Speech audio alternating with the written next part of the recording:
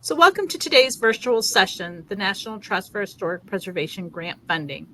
Our speakers today are Diana Maxwell and Nicole Vann. Diane is a senior manager of the grants with the National Trust for Historic Preservation, and she's been with the trust since 2009. Nicole is the director of grants and awards and has been with the trust since 2004. So thank you for joining us today, and I'll turn it over to you. All right. Thank you, Lynda. Good afternoon, everybody. As noted, my name is Nicole, but my friends and colleagues call me Nikki. So my name is Nicole Vann, and I'm joined today by my colleague, Diana Maxwell. As was noted, we both work in the grants office at the National Trust for Historic Preservation, and we're glad to be here to give you an overview of funding opportunities that our organization offers. So the National Trust for Historic Preservation has been providing grants to preservation projects for more than 50 years. In our most recent fiscal year, which ended on June 30th, the National Trust awarded over $23 million to hundreds of preservation projects nationwide. And over the past 10 years, the National Trust has given a little over $1 million to projects in the state of Oklahoma. Through various programs, we fund everything from planning to education to capacity building to brick and mortar restorations. Our grants range from $2,500 for planning work to up to $500,000 for larger restoration projects. During this presentation, we'll cover the basics of the programs that we offer, including information on a grant fund dedicated to projects in Oklahoma.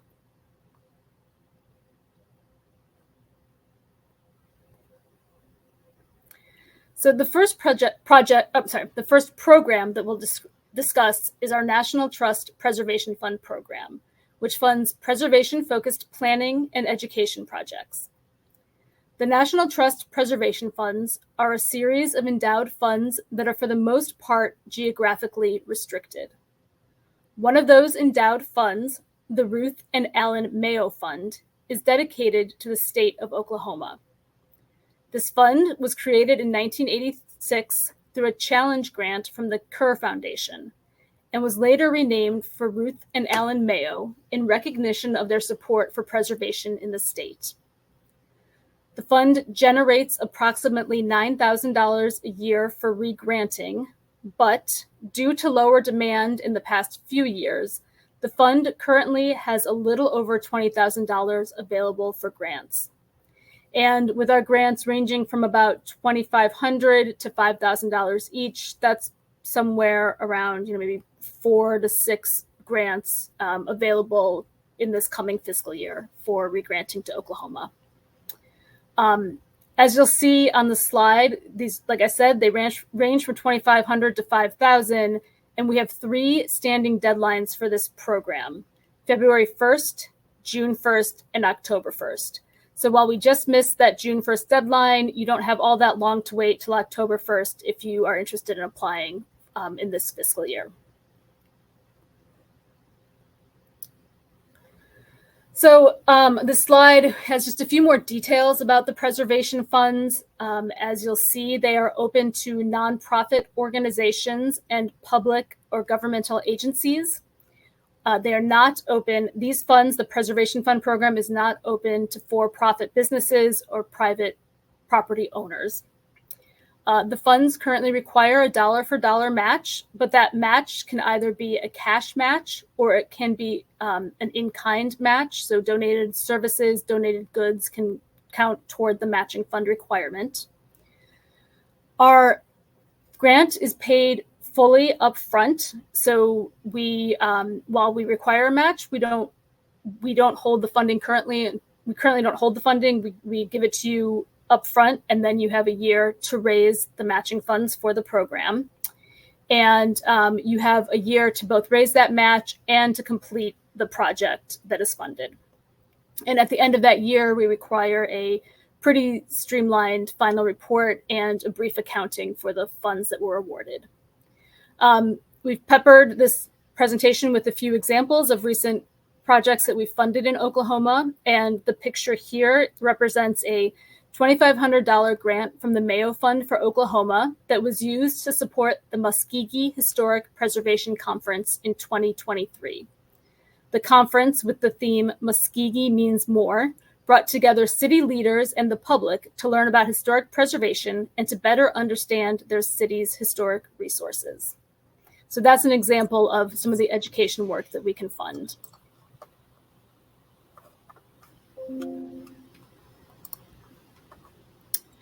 All right, sorry. I'm new to this technology, so forgive me if it takes a minute to advance the slides and catch up.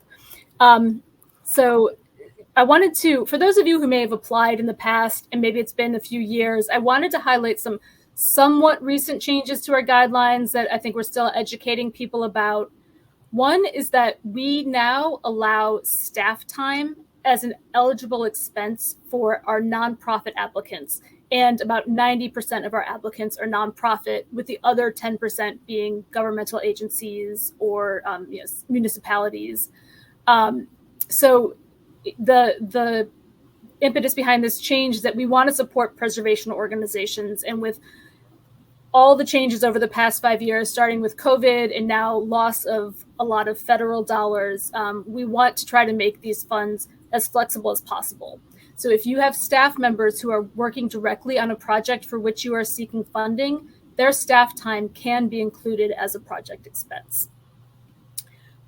We allow for organizational capacity building. There was a period of time where the National Trust, through this grant program, was not supporting capacity building initiatives like strategic planning, fundraising plans, things along those lines. We do now allow for those again with the thought that there are multiple ways that we want to try to support preservation organizations given the changing landscape. So this is something that, particularly like fundraising planning, I wouldn't be surprised if we see more requests coming along those lines, again, given fewer resources that are out there. We will fund ongoing projects as well as new initiatives. So you don't need to be starting something new to apply for our funding. It could be a project that you've been working on, a program that you've been working on that you need funding for. That's a bit of a change from our guidelines about 5 or 6 years ago. And then, as I noted on the last slide, we now allow for in-kind donations to count toward our match.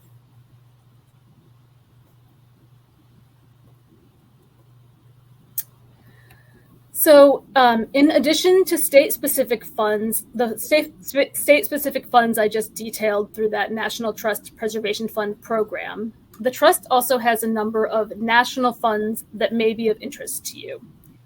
Each of these funds are open to organizations in Oklahoma. Each has their own set of guidelines and features that make them different from our standard grants.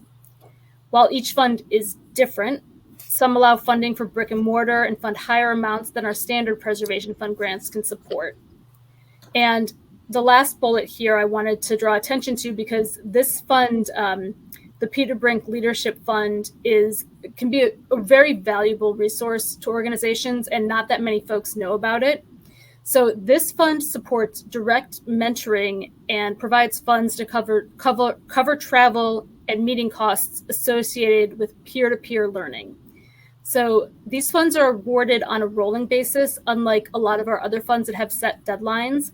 And they're just a good resource to help people connect directly with fellow preservationists and to learn directly from people who are implementing programs that are successful and that your organization, your city, your group can learn from.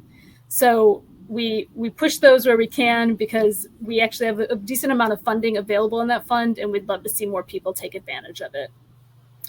So the photo here is another project from Oklahoma. Last year, the National Trust awarded a $10,000 grant from the Joanna Favreau Fund for Historic Preservation to the Edwards Store in Red Oak. And the funds were given to preserve the original stone foundation piers and replace decaying logs and restore the site's 1850s fireplace. Starting in 1858, the Edwards Store served as a waypoint on the Butterfield Overland Stage Line, the first overland intercontinental public transportation system in America. The stage carried The stage carried passengers and the U.S. mail between St. Louis and San Francisco, and the cabin is the only original structure remaining on the 192-mile segment of the Butterfield Overland Mail Stage Line in Oklahoma.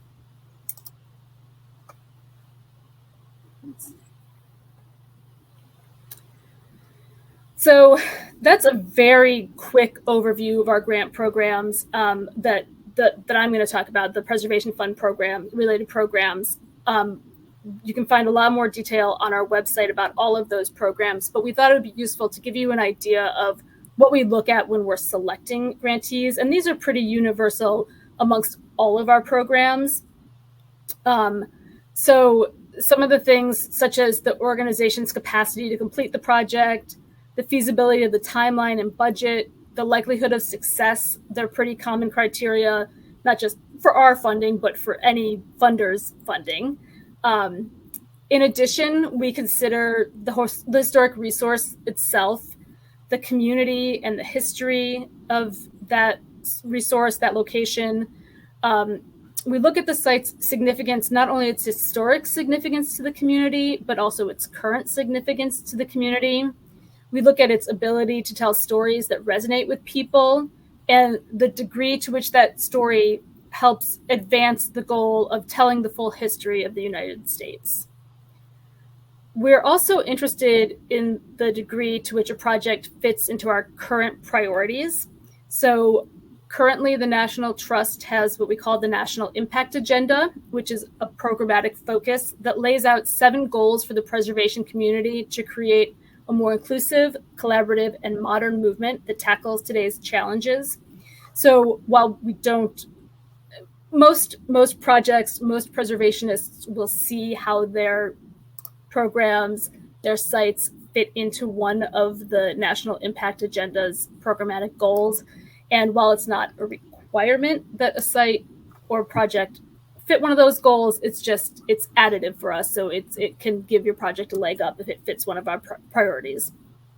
So that's a very brief overview. I mean, we also look at obviously potential long-term impacts, the timeline and the budget,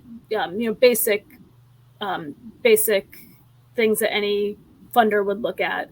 And then we layer in those additional National Trust specific goals.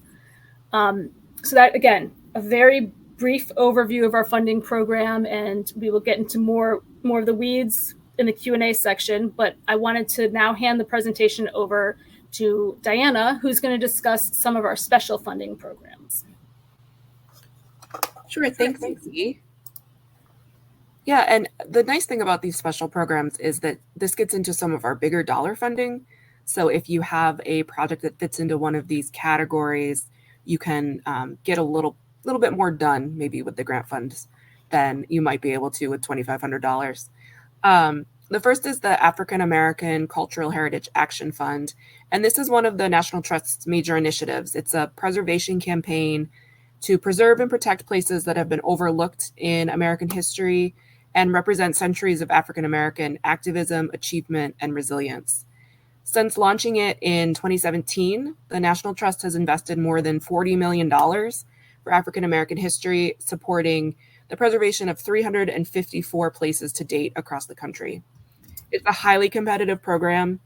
We get hundreds of applications a year for this program and its various pieces, but it's a great one. And it supports a range of preservation activities, including capital projects, organizational capacity building activities, preservation funding, and programming and interpretation.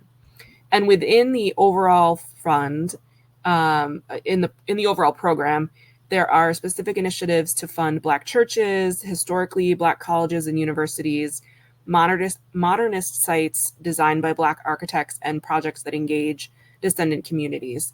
So those are all separate grant funds and grant programs that you'll see applications due throughout the year. And then we also have what we've referred to as the National Grant Program for the Action Fund, which is the shortened name of it because it's a long name.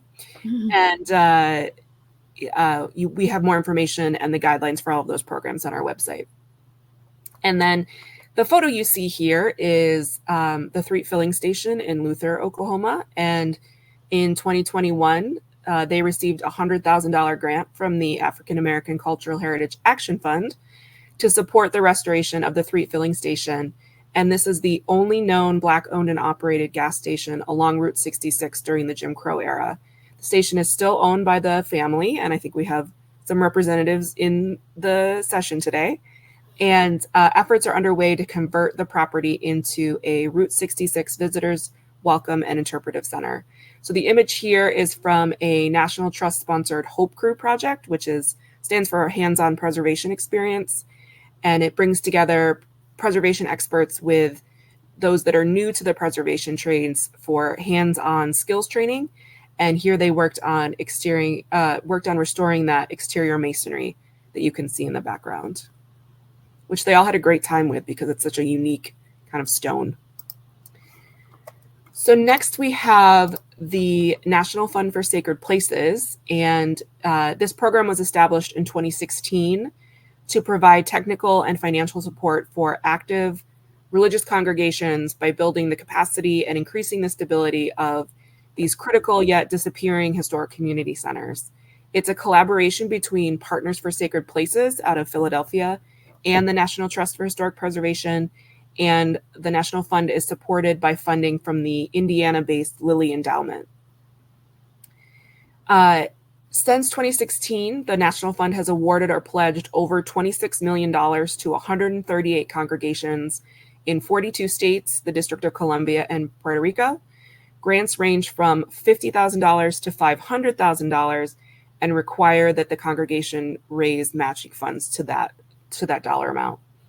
The National Trust will open the application for the next round of this program in early 2026. And to learn more, you're going to want to go to their standalone website, which is fundforsacredplaces.org. This is a sort of a unique program in that the organization, primarily churches, but all religious entities that have a historic building can apply. You apply to be accepted into a cohort of the program. And once that happens, you're eligible for wraparound services, which include training from Partners for Sacred Places and the National Trust, technical assistance and planning support for preservation planning and fundraising planning to be able to raise that full dollar amount for the large capital project.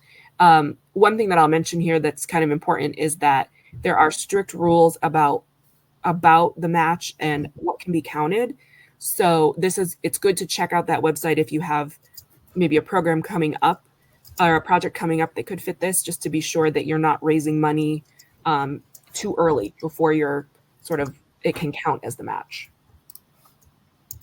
And then the next fund is a little bit closer to home for you all in Oklahoma, is our Preserve Route 66 Grant Fund. And as you probably all know, historic Route 66 will celebrate its 100th anniversary in 2026.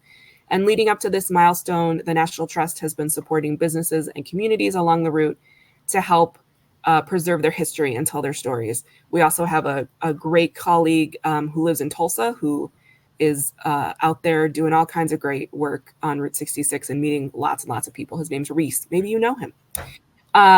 Starting in 2023, the National Trust began awarding grants to Route 66 related places through our Preserve Route 66 program. And in total, we've awarded $895,000 to 38 sites through 2 different programs.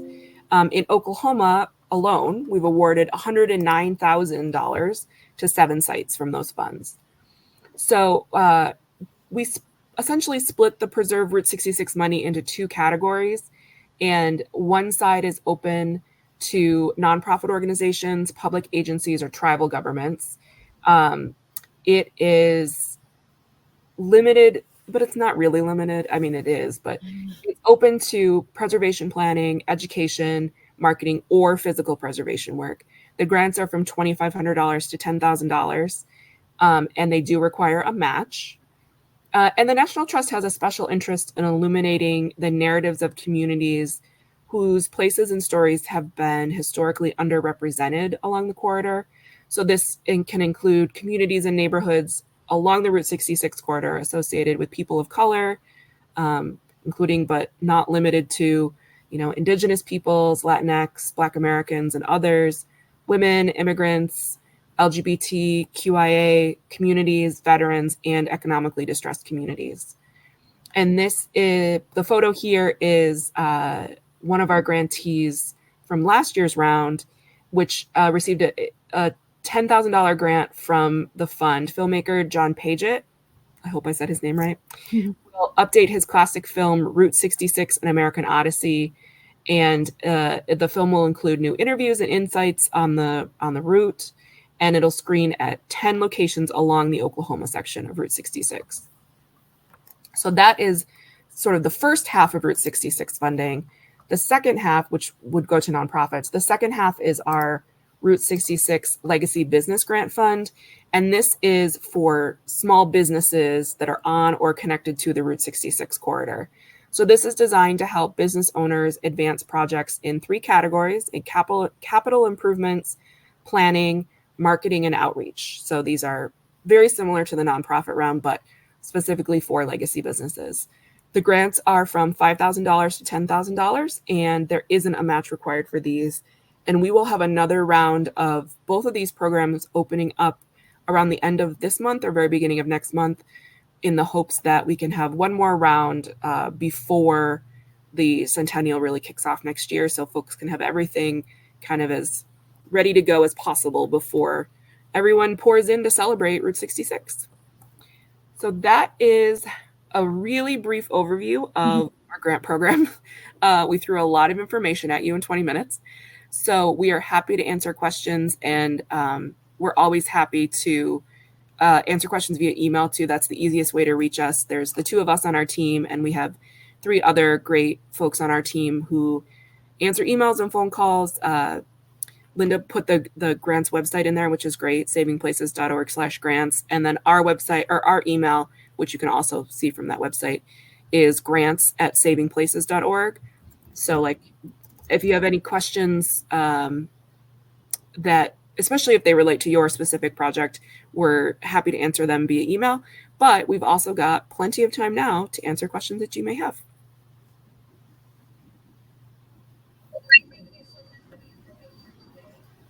You have some questions posted already. Don't hesitate to add more as you think of them today. So the first one comes in and it says, do tribes count as governmental agencies under the Mayo Fund requirements? Yeah. First, Diana, I don't know if you're also having a little trouble hearing Lynda. Yeah. I ultimately heard the question. So the question was, do tribes count as governmental agencies for these funds? And the answer is yes, they do. We have funded tribal organizations, TIPOs, and NAFPO in the past. Great. Okay. The next comes in as, could you explain the HOPE program and how does that work? Yeah, Hope Crew is separate from our purview. It's not a grant program, though there is overlap, as you saw. They create, usually we have 2 women in the trust who run the program, and they raise funds to connect with a project, to bring locals there to get this hands-on preservation experience. And this happens all across the country. Let me see if I can pull up a website to see if there's more information. I'm not sure exactly how they pick their projects and where they get to them. Nikki, do you have more knowledge of that? I don't. I also, that wasn't a link. I was trying to send a link, but it didn't come through as a link. But there is a page on our website, and it is savingplaces.org/hope-crew. I think I was able to just get that website. Okay, thank you. Yeah. And so that has a little more information, but yes, how they pick their projects, I'm not aware of how that happens. So next, I'll move on to our next question. When applying for a grant, do you have to engage architects and engineers to delineate the scope of the revitalization projects Can the A&E services be paid by the matching grant? Okay, so the Preservation Fund program, that smaller dollar grant program, a good number of our grants are used specifically for that phase of a project, for the planning phases of a preservation project, to hire an architect, an engineer, to have a conditions assessment completed. So that we see a lot of our funding from that program go to those planning phases. And then in terms of if you have a whole project that's fund by fund, what can count towards a match and what can't may differ, and it's all detailed in each specific fund's guidelines. But a lot of times for those capital projects, there may be, up to X% of our award can go towards the planning phases of a preservation project. It might be 10%, it might be 20%. So a lot of our programs do build that into the funding consideration. But if you're purely looking for planning funding, the Preservation Fund is a really good source for that kind of work. So then our next question. My museum has a 1901 Edwardian house, a public building used as an educational annex. It is not on the historic register, but is historically important. The wooden fish scales and decorative scallops are showing their age. They may have been custom replicated. Is that the kind of project eligible for a grant? Okay, so to get to the first part of the question, we do not require that the properties be listed on the National Register, the state register. There doesn't need to be any sort of registry designation for us to fund a project. We do require that projects be historic, and we generally define that as 50 years or older. So with the exception of some modernist structures, but so just to get that first part out of the way, you do not have to be listed. You can still apply. And then to actually do physical restoration work, again, it'll be fund by fund. The smaller Preservation Fund grants do not typically support brick and mortar work. They are for planning purposes, but some of those larger programs that Diana talked about can fund physical restoration. I also want to note one reason that we encourage folks to, through our website, through our grant page, we have an interest list that you can sign up for, an email interest list, because while we gave you an overview of what we currently have available for funding, we're always working to try to identify partners to support additional grant making through the National Trust. So we've always got some coals in the fire, irons in the fire to try to get some leads and get more money out there. So we encourage people to sign up for our grant interest list so that when new funding comes available, you can hear about it. So a couple more questions have been posted. Mm-hmm. Ours is a small county museum not funded by the state, city, or county, and we need a new roof. Are there any grants out there for something like that? Talking about $40,000. Yeah. So again, not through the Preservation Fund for Oklahoma, but perhaps if it meets a criteria of one of our other current grant programs, then perhaps. So the exception I will say to both of these questions, and I'm sorry I didn't mention it on the last question, both the Joanna Favreau Fund for Historic Preservation and the Cynthia Woods Mitchell Fund for Historic Interiors, which were on the slide where I talked about some of our other funding opportunities, those are two programs that do allow for brick and mortar work. Those programs have a once-a-year deadline, which is March 1st. They are nationally competitive, and they're highly competitive. We have a high demand for those dollars. Both of those programs can fund up to $15,000 grants, and so they could be used for something like a roof restoration or physical work needed on an interior of a project. Those are the two grant programs that are currently like more broadly applicable in terms of brick and mortar funding support. And that application, generally our applications open about 8 weeks before the due date. So that would open in early January. Mm-hmm. So we have another question here. Is there funding available to support National Register nominations for privately owned properties? Is that something that the trust funds? Generally, no. So we do fund National Register nominations for nonprofits or governmental agencies. If a nonprofit or a governmental agency is the applicant, I suppose the building could be privately owned, but the applicant still needs to be that nonprofit or governmental agency. And we limit our funding of National Register nominations to nominations that will somehow increase diversity on the register. So it's possible. I would need to know more about the application, or about the project itself. But we and our grants office are always happy to talk to folks about your specific project, your needs, and see if we can find a fit with our funding for your project. We can't always, but I think that like some of these more specific projects and questions, feel free to shoot us an email, and we're happy to help you find a good fit for our funding. The next question, I was just going to ask if one of you could pop the link in there. It's how do we sign up for the grant list updates? I can pull that for you. That'd be great. Thank you. It's an ugly link, so I'm just going to warn you about that. But it gets to you're going to see, it's a really ugly link. Sure. It does it? Yeah, it does. Okay, good. It clicks back. We also have that listed at the top of our website. So it's thesavingplaces.org/grants. And it says email updates at the very top. So you can sign up there.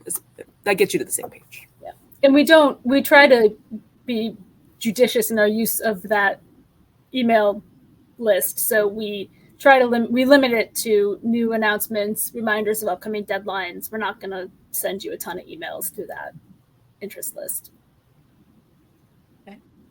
So that you mentioned that you had some frequently asked questions that you were going to kind of review. Yeah.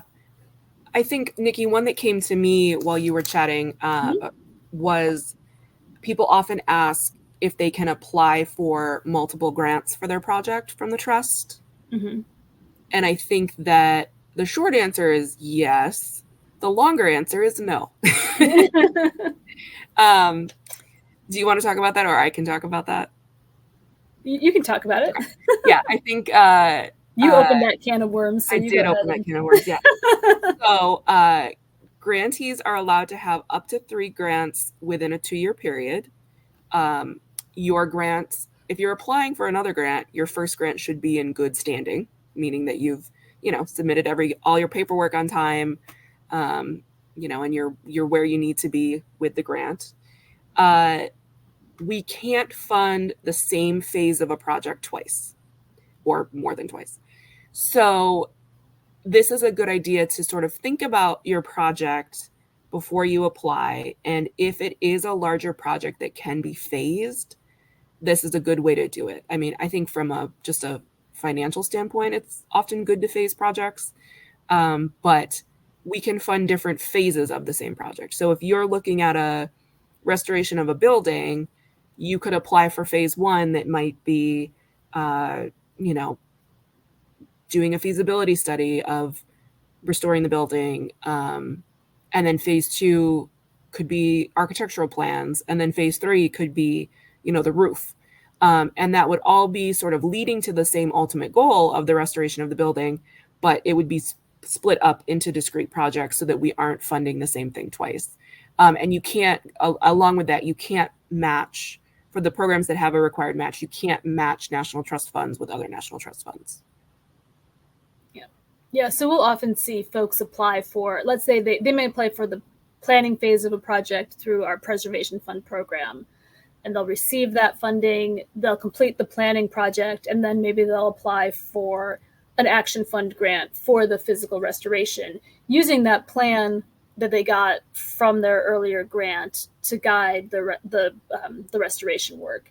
So that we do see, people kind of using our smaller dollar grants to then help them leverage into our bigger dollar grant programs because they've already done the planning work that we would want to see done. So we've had two other questions come up. The first one is October 1st the next due date for the grants that you've spoken about today? Sure. So October 1st is the next deadline for our Preservation Fund grant program. And that is the program which we have a specific fund for Oklahoma. And that's the planning and educational grants that are around $5,000 grants. So that is an October 1st deadline. But our other grant programs have different deadlines throughout the year. So again, my advice would be, if you're willing to get some emails from us, sign up for that email list so that you can be aware of any special deadlines we might have that fall outside of that. The preservation funds are very much on a set schedule of 3 times a year, but not all of our grant programs are. I would say, though, that if you're looking at a date, so for example, the Johanna Favreau Fund for this year, the date on the website is going to be for 2024. We'll update that as we get closer to the next due date. Generally, the dates are similar, so if not exactly the same. So, March 1st is 2026 will be the date for, and actually it would have been 2025, not 2024. I haven't gone back in time. But so you can, good idea. The emails are going to be the most up-to-date way to know the due dates for things, but our website will be updated at the very least within 8 weeks before the deadline. Okay. So our next question. So many projects seem to be dedicated to historical buildings. Is archaeological research intended to better define the National Register of Historic Places property boundaries eligible? Yes, and we actually we fund a decent amount of archaeology. I just try to avoid saying it, apparently. We do fund a good deal of that type of work, so absolutely.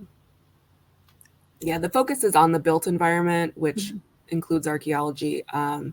Sometimes it's just easier to describe things as buildings. All right. Well, no new questions have popped up. Okay. So a few other things that people see in our guidelines and we'll have questions about. For our planning grants, grants that we're using a consultant, you're hiring an expert, you either need to know who that person is going to be when you apply, or you need to inform us before you start work of who that person is going to be that you're hiring, just so that we can review the selected consultant and ensure that it's an appropriate match for the type of project you're working on. This can be a little tricky for some folks in more rural locations because we do hear often that finding qualified contractors can be difficult. And Lynda, I don't know if that's the case in Oklahoma for you guys. So we often advise people to maybe reach out to their SHPO and see if they have any suggestions. So yeah, Lynda, do you want to talk about that a bit and what you see there in Oklahoma? We do run into it quite often that our rural communities have a hard time coming up with people to do bids, estimates, or even to get out there and do the physical work. It requires somebody to come in from a major metropolitan area and commit to driving to wherever that location is. So, of course, the pricing goes up extremely high when they have to pull them in from the city. So it is something that we run into, and we do keep a list. But again, we're a state agency, so I can't make recommendations. Right. But we do maintain a list of some of the contractors who do work on this type of stuff. So, okay. And then that other piece that you mentioned, the B word, the bids. We do have a provision in our in all of our grant making that if we are funding a single expenditure that is going to be $50,000 or more, even if we're only contributing $5,000 or $10,000 to that expenditure, we do require our grantees to secure 3 bids. And that follows the National Trust standards for bidding. We pass that on to our grantees. So we get a lot of questions about that. If your whole project is $50,000, but 10,000 of it is for your consultant and 10,000 is for an engineer, and you have different smaller amounts that lead up to that 50, you don't need to get 3 bids for each component. It's only if you're going to be hiring a structural engineer and their bid that it's like a $75,000 project, then we would ask that you get 3 bids, just as a standard best practice for business purposes. I think the other questions we get are sort of around how you apply and, what happens there. And all of our applications come through an online grant system called Foundant, which we link to from the guidelines page of everything. And that allows you to go in and start an application, and then you can save it, step away, come back to it the next day. It also allows you to have someone else help you with it. You can share the application through the system so that multiple people can go in and edit it and submit, which is helpful. You do have to have a login for that site.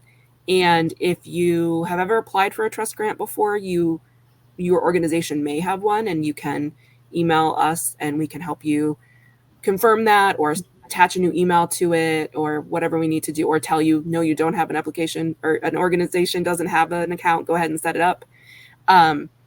If you get down to like the last day of the deadline and you're not sure, just set up a new account. Anything that's going to tell you already have an account, it'll give you a pop-up warning if the tax ID number is already used. You can click past it, and if we're on the last day of a deadline, we may not be able to help you set up a new account, so don't wait on that to go. Just go and get it. Yeah, we'll clean it up afterwards. That's right. Connect it through. Mm-hmm. So we did have another question populate. Is there a provision if you can't get 3 bids? Yeah, we just want to know why, and the reasoning for that a lot of times is, we just can't find 3 contractors that can do this, or they didn't respond to us. So I think I like to hope that we are pretty reasonable. And if you have a reasonable reason, then we understand that. We see preservation across the country, and we know that it can be hard to do in a lot of places. So do your best to get the bids, and we can go from there. Basically, if you can stay in contact with us, we're willing to work with you on things. Yeah. And that's that again. So we see that more with more remote locations, rural locations who don't have a number of bigger firms that can do bids of that amount that would be qualified to work on a preservation project. Where it might become an issue if it's like we can't get 3 bids, so we're going to hire our board treasurer to do the project. Like, well, that we might want to talk to you about and find out if they're actually qualified and whatnot. But yeah, like Diana said, we are trying to make our grant program as accessible as we can, and so we are very willing to work with folks. And you probably shouldn't hire your board treasurer anyway. You should follow your internal conflict of interest policies. Yeah. So just maybe don't do that. But we could talk about it. Well, I don't see any other questions. Okay. All right. Well, like I said, we, that grants email address, grants@savingplaces.org, is a great way to reach us. We have now five team members in our grants office, and so we all keep an eye on the grants inbox, and it's a good way to reach us because someone's always looking at it. So